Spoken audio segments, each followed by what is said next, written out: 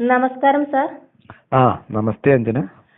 സമൂഹത്തിൽ ഭർത്താവ് മാത്രമാണോ പുരുഷൻ, കാമുകനായില്ലേ എന്നാണ് കേരള ഹൈക്കോടതിയുടെ വിധി പറയുന്നത് മാർച്ച് 8-ാം തീയതി.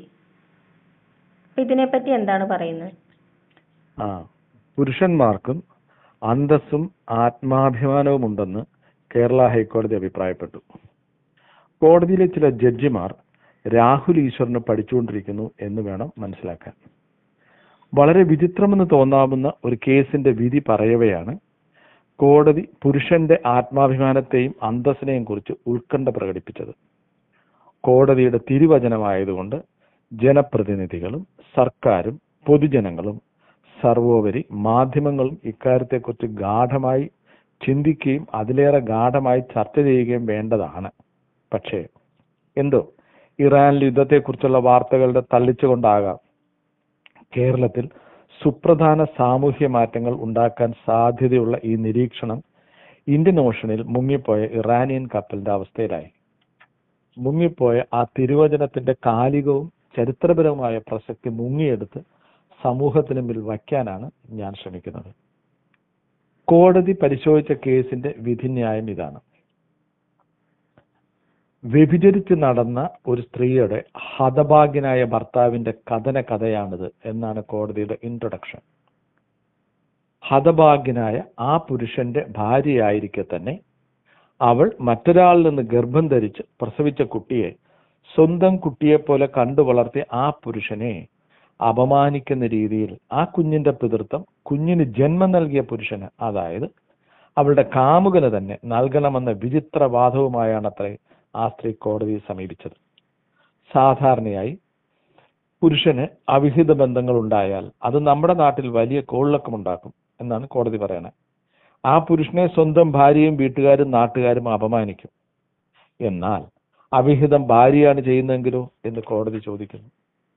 ഇത്തരമൊരു സാഹചര്യത്തിൽ സമൂഹം ഒറ്റക്കെട്ടായി ഹതഭാഗ്യനായ ആ ഭർത്താവിന്റെ, അതായത് ഭാര്യ വ്യഭിചാരത്തിലൂടെ സമ്പാദിച്ച കുഞ്ഞിന്റെ പിതൃത്വം ഏറ്റുവാങ്ങി പ്രശ്നങ്ങൾ ഉണ്ടാക്കാതെ അപ്പോഴും ഭാര്യയെ സ്നേഹിച്ച് ആ ഭർത്താവിനോടൊപ്പം നിൽക്കണം എന്നതാണ് എന്റെ അഭിപ്രായം എന്ന് വിധിന്യായം എഴുതിയ ജഡ്ജി പറയുന്നു. കുടുംബത്തിന്റെ പവിത്രത നിലനിൽക്കുന്ന നമ്മുടെ നാട്ടിൽ ഹതഭാഗ്യനായ ഭർത്താവ് പരിഹാസനാകുന്നു, അയാളുടെ പുരുഷത്വം പോലും ചോദ്യം ചെയ്യപ്പെടുന്നു എന്നും കോടതി വിധിന്യായത്തിൽ പറയുന്നു. ഇവിടെ പരാതിക്കാരി ഭാര്യയാണ്. ഭർത്താവുമായുള്ള ബന്ധത്തിൽ അവർക്കൊരു മകനുണ്ട്.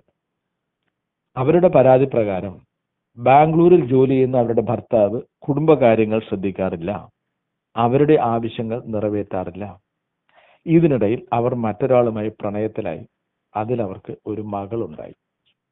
ആ പെൺകുഞ്ഞിന്റെ ജനന സർട്ടിഫിക്കറ്റിൽ അച്ഛന്റെ പേരായി കാണിച്ചിട്ടുള്ളത് ഭർത്താവിൻ്റെതാണ്, യഥാർത്ഥ പിതാവിൻ്റെതല്ല.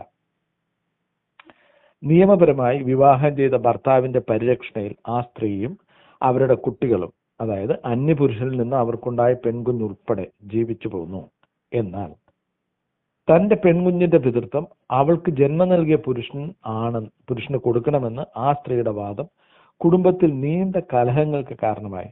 ഇതിനെ തുടർന്ന് ആ സ്ത്രീ ഭർത്തൃവീട്ടിൽ നിന്ന് പുറത്തുപോയി പരസ്പര സമ്മതപ്രകാരം വിവാഹമോചനവും നേടി. പിന്നീട് ആ സ്ത്രീയും അവരുടെ പെൺകുഞ്ഞിന്റെ ബയോളജിക്കൽ ഫാദറായ കാമുകനും കൂടെ തൃശൂർ കോർപ്പറേഷനിൽ കുട്ടിയുടെ ജനന സർട്ടിഫിക്കറ്റിലുള്ള അച്ഛന്റെ പേര് തിരുത്താനായി സമീപിച്ചു. എന്നാൽ വളരെ ഏറെ ധാർമ്മിക മൂല്യം ഉള്ളതിനാലാകാം തൃശൂർ കോർപ്പറേഷൻ അതിനെ അനുവദിച്ചില്ല. അപ്പോഴാണ് അമ്മയും കാമുകനും അവരുടെ മൈനറായ പെൺമകളും ചേർന്ന് ഹൈക്കോടതിയെ സമീപിച്ചത്. ഈ കേസിലാണ് കോടതി സദാചാരവാദിയായി മാറി വിചിത്രമായ ചില വാദങ്ങൾ നിർത്തിയത്. അവ ഇപ്രകാരമാണ്. 1. തന്റെ കുഞ്ഞല്ല ഇതെന്നറിഞ്ഞിട്ടും ആദ്യ ഭർത്താവ് കുഞ്ഞിന്റെ അച്ഛൻ താനാണെന്ന് മാറ്റണമെന്ന് പെറ്റീഷനിൽ കൊടുത്തില്ല. അങ്ങനത്തെ പെറ്റീഷൻ അയാൾ കൊടുത്തില്ല. അത് ആ മനുഷ്യന്റെ മാന്യത കാരണമാണ്. 2. മാത്രമല്ല, തന്റെ കുഞ്ഞല്ല എന്ന് അറിഞ്ഞിട്ടും ആ പെൺകുഞ്ഞിനെ തന്റെ കുഞ്ഞിനെ പോലെ സ്നേഹിച്ചത് ആ മനുഷ്യന്റെ നന്മ കൊണ്ടാണ്. 3. മൈനറായ കുട്ടിയുടെ ദുരവസ്ഥ കണ്ടതുകൊണ്ട് മാത്രമാണ് കോടതി പെറ്റീഷൻ ഡിസ്മിസ് ചെയ്യാത്തത്. 4. പ്രായപൂർത്തിയാകുമ്പോൾ അതിന്റെ യഥാർത്ഥ അച്ഛന്റെ പേരല്ല പിതാവിന്റെ സ്ഥാനത്ത് നിന്ന് കാണുമ്പോഴുള്ള അന്താളിപ്പ് തടയാൻ വേണ്ടിയിട്ടാണ് പെറ്റീഷൻ കോടതി അനുവദിക്കുന്നത്. 6. അതുകൊണ്ട് മൈനറായ ആ പെൺകുഞ്ഞിനെ ഓർത്തും തീർത്തും മാന്യനായ ഭർത്താവിനെ ഓർത്തും കൊണ്ട് മാത്രം കോടതി ഈ പെറ്റീഷൻ അനുവദിക്കുന്നു. ജനന സർട്ടിഫിക്കറ്റ് രേഖകളിൽ മാറ്റം വരുത്താൻ ഈ കോടതി അനുവദിക്കുന്നു. ഇതാണ് കോടതിയുടെ വിധിന്യായം. ഏറ്റവും മാന്യമായ ഭാഷയിൽ പറഞ്ഞാൽ കോടതിയിൽ ഈ പരാമർശങ്ങൾ ശുദ്ധ ഭോഷ്കാണ്, നമ്പൂതിരി ഫലിതങ്ങളാണ്. എന്തുകൊണ്ട് എന്ന് നോക്കാം. 1. സ്ത്രീയുടെ വ്യഭിചാരിണി സ്വഭാവം എന്ന് കോടതിയുടെ പരാമർശം നിയമപരമായി തെറ്റാണ്. 2018 തന്നെ സുപ്രീം കോടതി അഡൽട്ടറി എന്ന IPCയിലെ 497 വകുപ്പ് ഡീക്രിമിനലൈസ് ചെയ്തിരുന്നു. സ്ത്രീയുടെ ലൈംഗിക സ്വാതന്ത്ര്യത്തിൽ മാത്രം ക്രിമിനൽ സ്വഭാവം കണ്ടെത്തുന്ന ഈ വകുപ്പ് ഭരണഘടനയുടെ ആർട്ടിക്കിൾ 14, 15, 21 എന്നിവയുടെ ലംഘനമാണെന്നാണ് 5-അംഗ ഭരണഘടനാ ബെഞ്ച് വ്യക്തമാക്കിയിരുന്നത്. 2022 മെയ് മാസം ലൈംഗിക തൊഴിലാളിക്ക് ഭരണഘടനയുടെ ആർട്ടിക്കിൾ 21 അനുസരിച്ചുള്ള right to live and right to live with dignity ഉണ്ടെന്ന് സുപ്രീം കോടതിയുടെ ഭരണഘടനാ ബെഞ്ച് വിധിച്ചു. അതായത് സമൂഹം അവമതിപ്പോടെ കാണുന്ന ലൈംഗിക തൊഴിലാളിക്കും ഇന്ത്യൻ ഭരണഘടന അനുശാസിക്കുന്ന അന്തസ്സുണ്ട് എന്നർത്ഥം. മാത്രമല്ല, അവർ ചെയ്യുന്ന തൊഴിൽ മറ്റേത് തൊഴിലും പോലെ അന്തസ്സുള്ളതാണെന്നും കോടതി വിധിച്ചു. മറ്റേത് തൊഴിലും എന്ന് വെച്ചാൽ ഈ വിധിന്യായം എഴുതിയ ജഡ്ജിയുടെ തൊഴിൽ പോലെ തന്നെ അന്തസ്സുള്ളത് എന്നാണ് അതിനർത്ഥം. അപ്പോഴാണ് തന്റെ കാര്യങ്ങൾ നോക്കാത്ത, കുടുംബകാര്യങ്ങൾ ശ്രദ്ധിക്കാത്ത ഒരു പുരുഷന്റെ, ജഡ്ജിയുടെ ഭാഷയിൽ മാന്യനായ ഭർത്താവിന്റെ, അയാളോടൊപ്പമുള്ള ജീവിതം മടുത്ത ഒരു സ്ത്രീ, തന്നെ സ്നേഹിക്കുന്ന ഒരു ഭാര്യയാണെന്ന് അറിഞ്ഞിട്ടും തന്നെ സ്നേഹിക്കുന്ന, താൻ അയാളിൽ നിന്ന് ഗർഭിണിയാണെന്ന് അറിഞ്ഞപ്പോൾ രാഹുൽ മാങ്കുട്ടത്തിനെ പോലെ ഗർഭം അലസിപ്പിക്കാൻ നിർബന്ധിച്ച് അബോർഷനുള്ള ഗുളിക കഴിപ്പിക്കാത്ത ഒരു പുരുഷനൊപ്പം അവൾ ജീവിതം തുടങ്ങുന്നത്. സ്ത്രീയെ, അതും നിയമപരമായ ആദ്യ ഭർത്താവുമായുള്ള ബന്ധം അവസാനിപ്പിച്ച ശേഷം വിവാഹം കഴിച്ച ആ സ്ത്രീയെയാണ് വ്യഭിചാരിണി എന്നർത്ഥം വരുന്ന A woman living adulteress life എന്ന കോടതി വിശേഷിപ്പിക്കുന്നത്. മൈനറായ കുട്ടിയുടെ ദുരവസ്ഥ കൊണ്ട് മാത്രമാണ് കോടതി പെറ്റീഷൻ അനുവദിച്ചതത്രേ. കോടതി പ്രധാനമായി നോക്കേണ്ടത് നിയമമാണ്. നിയമത്തിലൂടെ നീതി, അതായിരിക്കണം കോടതിയുടെ അപ്രോച്ച്. നിയമത്തിന്റെ കണ്ണിൽ കൂടെ നോക്കിയാലും നീതിയുടെ കണ്ണിൽ കൂടെ നോക്കിയാലും ആ സ്ത്രീക്കും അവരുടെ മൈനറായ കുഞ്ഞിനും ആ കുഞ്ഞിന്റെ ബയോളജിക്കൽ ഫാദറിനും നിയമാനുസൃതമായ നീതി കൊടുക്കാൻ കോടതിക്ക് നിയമപരമായി തന്നെ ബാധ്യതയുണ്ട്. നിയമത്തിനും നീതിക്കും വേണ്ടിയാണ് നിയമവാഴ്ചയുള്ള രാജ്യത്ത് പൗരന്മാർ കോടതിയെ സമീപിക്കുന്നത്. അല്ലാതെ ഏതെങ്കിലും ഒരു ജഡ്ജിയുടെ ഔദാര്യം തേടിയല്ല. അന്തസ്സുള്ള, ആത്മാഭിമാനമുള്ള ആരും വഴിയെ പോകുന്നതിന്റെ ഔദാര്യം സ്വീകരിക്കാറില്ല. ഔദാര്യം വാരിക്കോരി നൽകാൻ കോടതി തെരഞ്ഞെടുപ്പിനെ തൊട്ടുമുമ്പുള്ള സർക്കാരാണോ? വാസ്തവത്തിൽ പരാതിക്കാരിയായ സ്ത്രീ മേൽക്കോടതിയെ സമീപിക്കണം, ജഡ്ജിന്റെ അപമാനകരമായ നിരീക്ഷണങ്ങൾ വിധിന്യായത്തിൽ നിന്ന് റദ്ദ് ചെയ്തു കിട്ടാൻ. പുരുഷന്മാരുടെ അന്തസ്സിനെ കുറിച്ച് ചിന്തിക്കാൻ സമയമായി എന്ന് കോടതി ജനങ്ങളെ ഓർമ്മിപ്പിക്കുമ്പോൾ ഇതിൽ ഭർത്താവായ പുരുഷൻ മാത്രമാണോ കോടതിയുടെ കണ്ണിലെ പുരുഷൻ? ആ സ്ത്രീയുടെ കാമുകൻ പുരുഷനല്ലേ? ജഡ്ജിമാര് സെൽഫ് ബ്ലൈൻഡഡ് ആകാമോ? എന്താണ് പുരുഷൻ എന്നതിന് കോടതി കൊടുക്കുന്ന അർത്ഥം?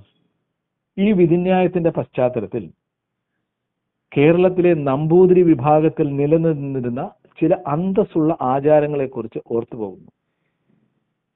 നമ്പൂതിരിമാരിൽ മൂത്ത ആൺ സന്താനത്തിന് മാത്രമേ സ്വത്തിന്മേൽ അവകാശമുള്ളൂ. പ്രമോജനേറ്റർ എന്ന വ്യവസ്ഥ. അയാൾക്ക് മാത്രമേ സ്വജാതിയിൽ നിന്ന് വിവാഹം കഴിക്കാൻ അനുവാദമുള്ളൂ. അയാൾക്ക് എത്ര സ്ത്രീകളെ വേണമെങ്കിലും വിവാഹം കഴിക്കാം. സ്വന്തം മകളേക്കാൾ പ്രായക്കുറവുള്ള സ്ത്രീയെയും നവവധുവാക്കാം. പോളിഗമി നമ്പൂതിരിമാരിലെ മൂത്ത പുരുഷന് അനുവദനീയം. അത് അന്തസ്. ഇളയ നമ്പൂതിരി സഹോദരങ്ങൾ സെക്സിന് വേണ്ടി നായർ തറവാടുകൾ പോകും. അവരെ അഫൻ നമ്പൂതിരിപ്പാട് എന്നാണ് പറയുക.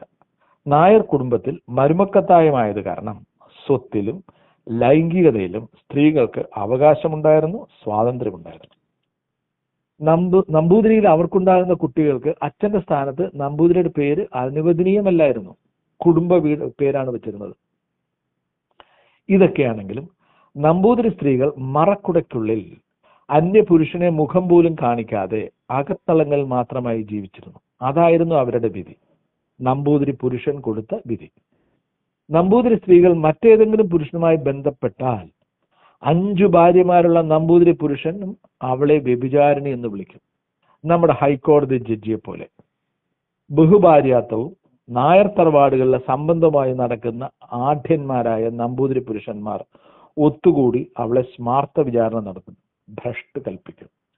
പുറത്ത് കാത്തു നിൽക്കുന്ന മുക്കുവർക്ക് അവളെ എറിഞ്ഞു കൊടുക്കും.